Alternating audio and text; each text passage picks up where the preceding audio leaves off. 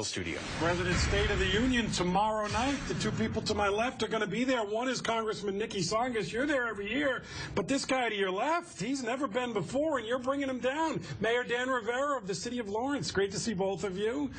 You get to invite somebody to this. Why him? Of all the people you could invite, him? Well, it was tough. No. The reality is, though, Lawrence is the second largest city in the district that I represent. Very representative of the challenges we continue to face as a country, whether it's how to create manufacturing jobs, how to educate our young people, how to grow our economy.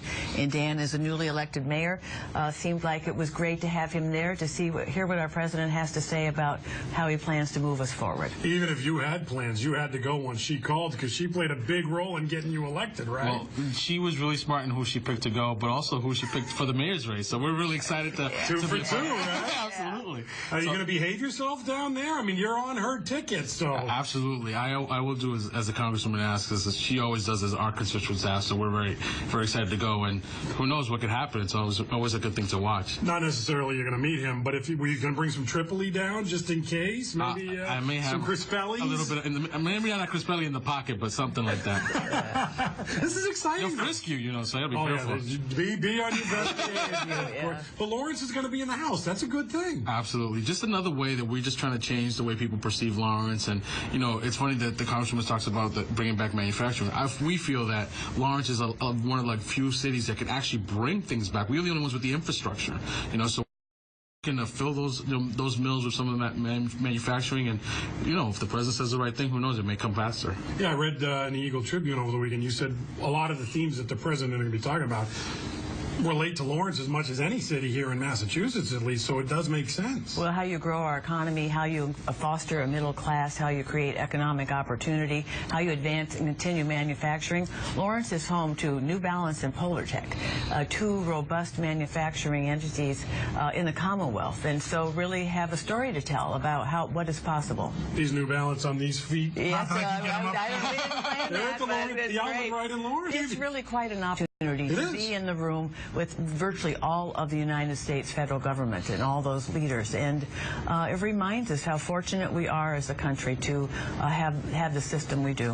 When she gave you the call and said, I want you, and did you pick up the phone and call Senator Warren and say, some people remember their friend? Where was the invite from you? I think that when this came, I just thought, another time when the congresswoman thinks about Lawrence in a larger way, and when we were thinking about changing districts, we thought she was an invaluable part of our political life, and that we couldn't lose her. So we're very happy that that she called on us, because again, it changes the conversation about Lawrence.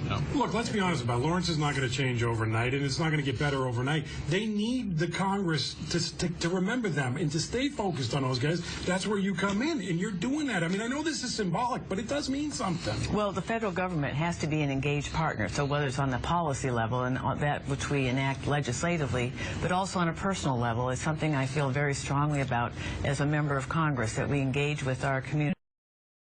And, Lawrence is actually very special to me. I've had great respect for it throughout my tenure in Congress, and it's great now to work with Mayor Rivera.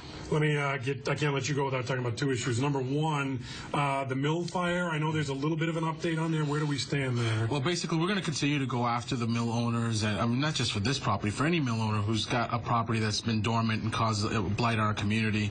We're a little bit behind the eight ball. We're not as savvy and as well-armed as some of these private sector people, but we're going to make sure people pay what they're owed, and they're responsible for what they owe. And then let's sing a little Lawrence pride here. Let's talk Jackson Lumber, because I know that puts us. Oh, absolutely. Jackson Lumber got a national award. One of something like 200,000 people were in it, but it's really good because that's a long time sitting community company, and my chief of staff's parents own it, so we're very excited for them and all the things they do for our city.